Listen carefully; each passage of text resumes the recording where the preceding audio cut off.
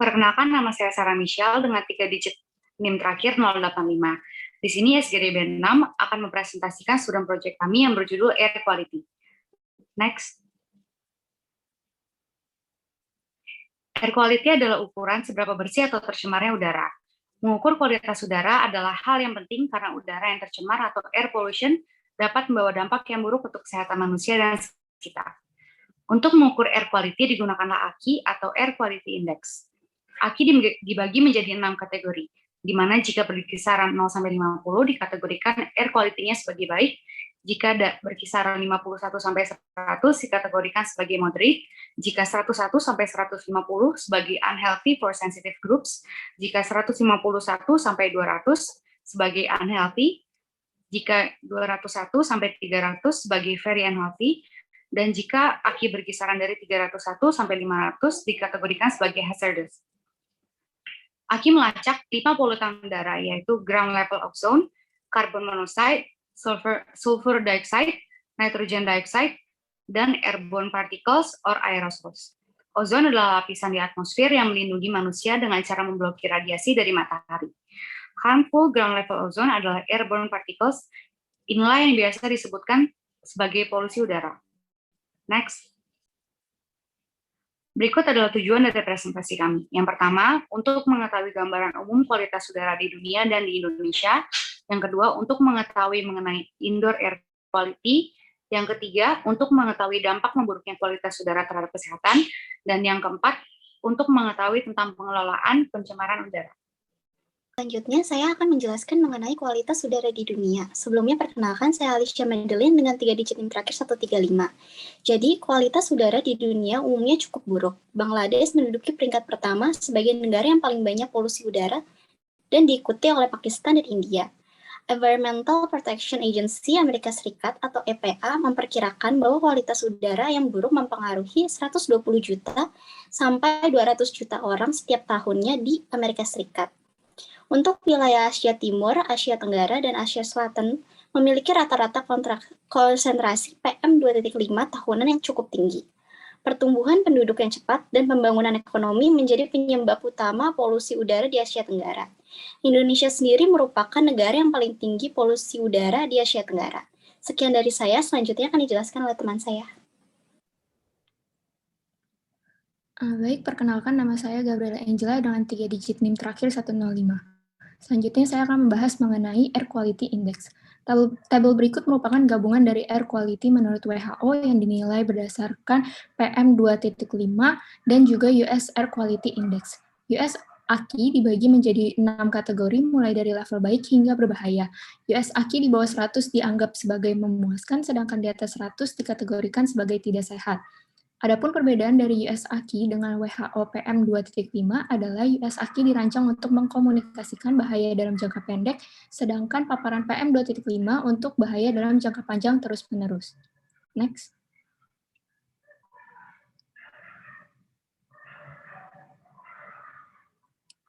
Air quality di Indonesia. Menurut data pengamatan real-time PM2.5 selama tahun 2020 didapatkan data bahwa Jakarta dan Bekasi masuk ke kategori tidak sehat untuk grup yang sensitif, Surabaya, Pekanbaru, dan Ubud masuk ke kategori sedang, kemudian Tangerang Selatan masuk ke kategori tidak sehat. PM2.5 mengalami penurunan sebesar 12,8% pada bulan April dan 31,7% pada bulan Mei dibandingkan dengan tahun 2019. Hal ini disebabkan karena adanya pembatasan sosial skala besar yang dilakukan oleh pemerintah untuk membatasi penyebaran virus SARS-CoV-2 selama tahun 2020. Bisa dilanjutkan? Sebelumnya, perkenalkan, nama saya Adrian dengan 3 digit NIM terakhir 005. Menurut data dari WHO, polusi udara indoor berkontribusi terhadap 3,8 juta kematian setiap tahunnya. Bisa di next?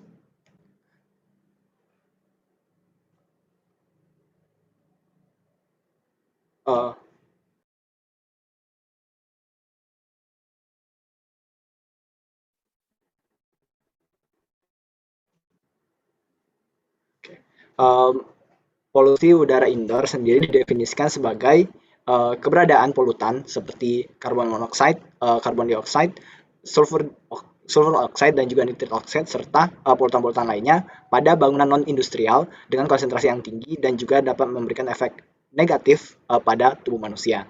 Efek negatif di sini meliputi masalah kesehatan seperti asma, kanker paru, dan juga permasalahan saluran pernafasan. Indoor air pollution sendiri bisa berasal dari udara di luar ruangan, aktivitas yang dilakukan di dalam ruangan itu sendiri, maupun material yang dipakai dalam konstruksi ruangan atau bangunan tersebut. Bisa di next.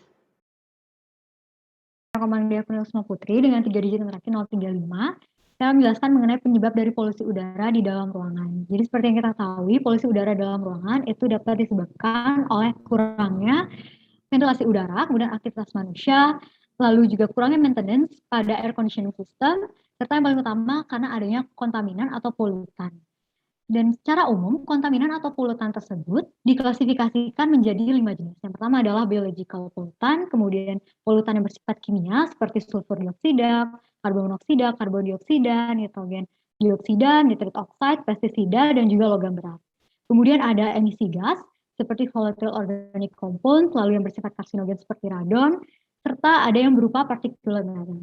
Untuk secara lebih rinci akan dijelaskan dalam slide berikutnya. Yang pertama adalah biological pollutant yang terdiri atas mikroorganisme seperti virus, bakteri, dan juga fungi. Kemudian alergen yang terdiri atas bulu hewan, debu, dan juga tungau, serta endotoksin atau lipopolisakarida. Perlu diketahui bahwa polutan yang dalam bentuk biologi ini banyak sekali tersebar di tempat-tempat pelayanan kesehatan seperti di rumah sakit, sehingga dapat memicu terjadinya perburukan kondisi para pasien maupun tenaga kesehatan di tempat pelayanan kesehatan. Yang kedua adalah karbon monoksida. Next. Di mana karbon monoksida ini sebagian besar disebabkan oleh proses pembakaran atau pemanasan seperti penggunaan alat pemanas ruangan dan juga memasak dengan menggunakan kompor gas dalam ruangan. Selain itu juga dapat disebarkan oleh udara yang berasal dari luar ruangan serta asap rokok. Next. Yang ketiga adalah karbon dioksida. Di mana karbon dioksida ini merupakan metabolit utama dari manusia sebagai produk buangan atau produk hasil dari proses respirasi. Dan menurut standar ASRA, itu disarankan untuk kadar karbon dioksida di dalam ruangan kurang dari 700 ppm. Next. Yang keempat adalah nitrit oxide dan juga nitrogen dioksida. Di mana kedua gas ini bersumber dari proses pembakaran atau pemanasan juga, seperti penggunaan pemanas ruangan dan juga proses memasak dengan menggunakan kompor gas. Selain itu juga dapat disebabkan karena ada pertukaran udara dari luar yang mengandung asap kendaraan, serta juga asap rokok. Dan yang kelima adalah sulfur dioksida. Di mana sulfur dioksida ini juga sebagian besar dihasilkan dari asap rokok, kemudian tungku minyak, tungku kayu atau batu bara, serta alat gas yang berventilasi dan juga penggunaan pemanas minyak. Untuk polutan selanjutnya akan dijelaskan oleh rekan saya. Baik, perkenalkan saya Kadek Prasetyo Pratiwi dengan NIM 3 terakhir 036 akan melanjutkan presentasi dari contoh indoor pollutants. Yang keenam ada pestisida. Saat ini pestisida organik maupun anorganik telah banyak digunakan sebagai pelindung bahan bangunan kayu atau pelapis permukaan untuk pembuatan karpet, tekstil, dan bantalan furnitur. Yang ketujuh ada logam berat. Pencemaran udara dalam ruangan oleh logam berat dapat disebabkan beberapa hal, seperti merokok, infiltrasi polutan luar ruangan, bahan bangunan, dan produk bahan bakar. Dan logam berat dapat dibedakan menjadi dua, yang berdasarkan efeknya pada manusia. Yang pertama itu yang bersifat karsinogenik dan non-karsinogenik, diantaranya termasuk arsenik. Lalu yang kedua ada yang bersifat non-karsinogenik, yang termasuk diantaranya ada cobalt dan aluminium. Yang kedelapan ada radon. Radon sumber utamanya adalah gas yang bersumber dari tanah, air keran, dan bahan bangunan, terutama seperti bahan beton dan juga batu bata. Yang kesembilan ada volatile organic compounds atau VOC. VOC ini dikenal sebagai gas mengandung berbagai bahan kimia yang dipancarkan dari cairan atau benda padat. Salah satu bentuk VOC yang paling sering ditemukan adalah formaldehid, yaitu gas yang tidak berwarna dengan berbau tajam yang dilepaskan banyak dari bahan bangunan. Dan yang ke-10 ada particulate matter atau PM. PM adalah partikel karbon yang tercampur dengan bahan kimia organik terabsorpsi dan juga logam reaktif. Komponen utama PM adalah nitrat, endotoksin, sulfat, hidrokarbon, aromatik polisiklik, dan juga logam berat seperti besi, tembaga, nikel, seng, dan vanadium. Next.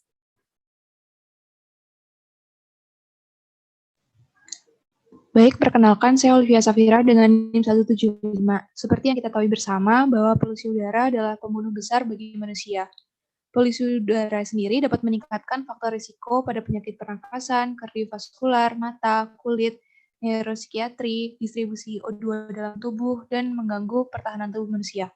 Di mana pada tahun 2015 sendiri, tercatat polusi udara ini menyebabkan kematian pada 19% penderita penyakit kardiovaskular, 24% pada penderita iskemik jantung, 23% pada penderita kanker paru, dan 21% pada penderita stroke. Polusi udara juga menjadi faktor risiko penyakit neurodegeneratif pada orang dewasa dan gangguan syaraf pada anak-anak. Dunia yang semakin padat dan emisi kotor yang semakin banyak tentu berefek pada kesehatan manusia, di mana polutan yang mampu melewati sistem imun manusia dapat menyebabkan kematian dini pada orang yang berpenyakit jantung dan paru-paru, seperti penurunan fungsi paru, disritmia jantung, asma yang memburuk, dan serangan jantung. Bisa dilanjutkan oleh teman saya. Perkenalkan, nama saya Janetia Deka Natasha dengan 3 digit terakhir 115. Jadi di sini saya akan menjelaskan mengenai air polutan dan juga efek kepada kesehatan. Yang pertama itu ada partikular-meter atau PM 2,5 dan 10 yang bisa didapatkan dari kendaraan, aktivitas industri. Dalam average time 24 jam itu bisa mempengaruhi pernafasan, penyakit kardio, disfungsi reproduksi, dan juga central nervous system, bahkan juga bisa menyebabkan kanker. Selanjutnya ada ground level ozone dari knalpot kendaraan dan aktivitas industri. Bisa berpengaruh pada pernafasan lalu menyebabkan penyakit kardio dan juga menyebabkan iritasi mata. Selanjutnya adalah karbon monoksida, biasanya dihasilkan oleh pembakaran minyak dan kayu. Karbon monoksida ini dapat menyebabkan hipoksia dengan mengikat hemoglobin saat bernafas. Dia bisa membuat kerusakan pada kardio dan juga central nervous system. Selanjutnya ada sulfur dioksida, itu dari hasil pembakaran bahan bakar.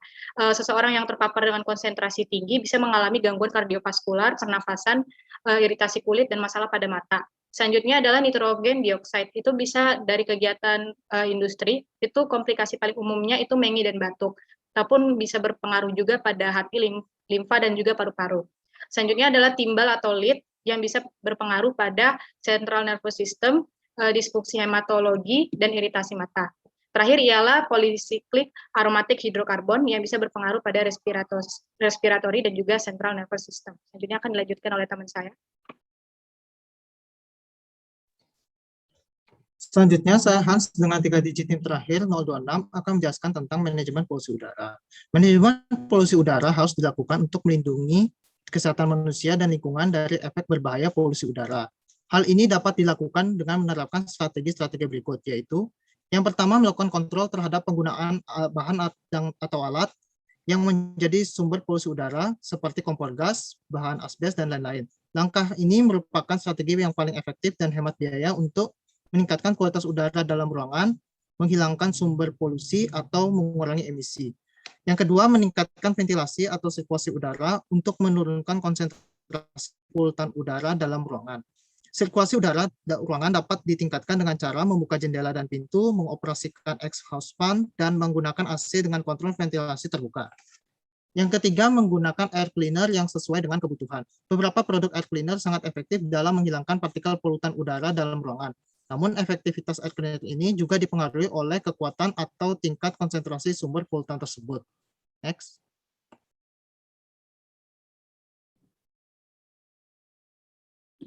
Seterusnya memperkenalkan saya Ratna Syarmugam dengan 3 digit NIM terakhir 251. Baik, saya akan melanjutkan dengan beberapa hal yang bisa dilakukan untuk mengimprove air quality, terutamanya di indoor air quality.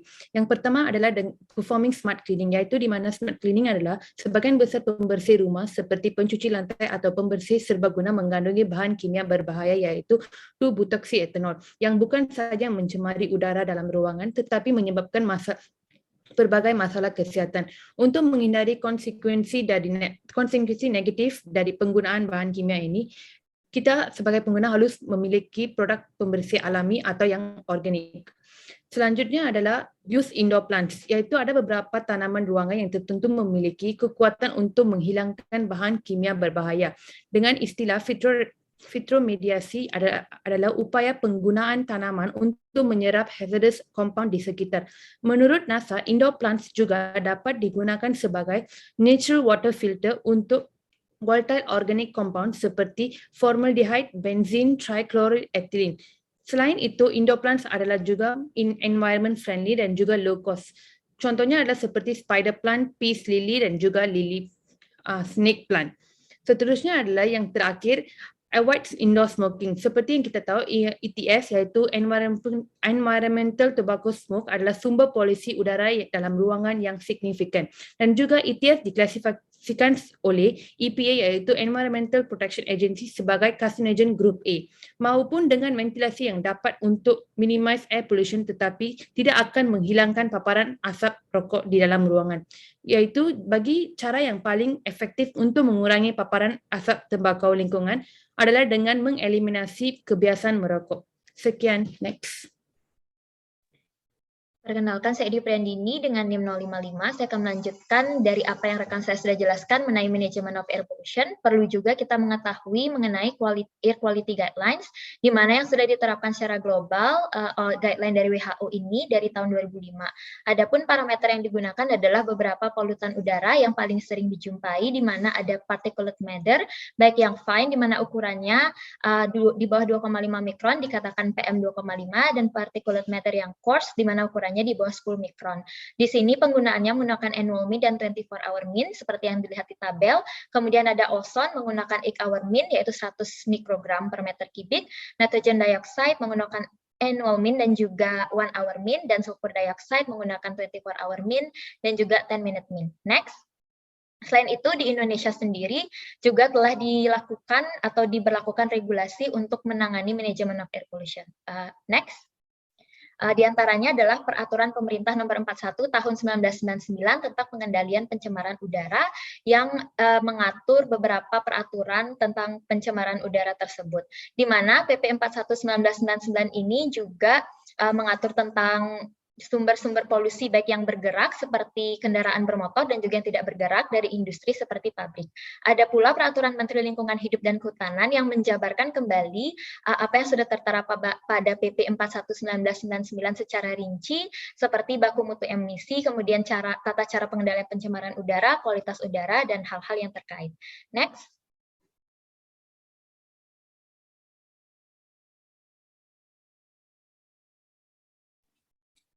Baik, saya lanjutkan. Nama saya Nimada Widya Santi dengan 3 digit NIM terakhir 195. Sebagai simpulan, bahwa kualitas udara merupakan salah satu faktor penting untuk menjaga kesehatan manusia dan lingkungan, di mana skala pengukurannya menggunakan Air Quality Index yang dikategorikan menjadi 6 dari baik, moderate, unhealthy for sensitive group, unhealthy, very unhealthy, dan hazardous.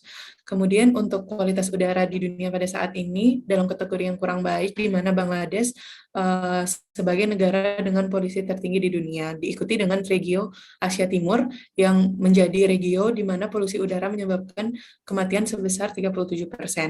Untuk saat ini Indonesia, sebagian besar kota besarnya tergolong ke dalam kategori unhealthy for sensitive groups.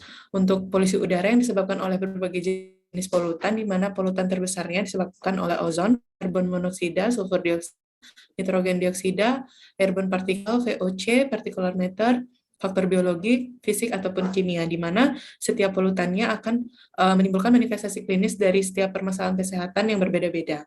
Untuk manajemen yang dapat diambil, yaitu dengan kontrol dari sumber polusinya, kemudian perbaikan ventilasi, serta pemanfaatan air cleaner.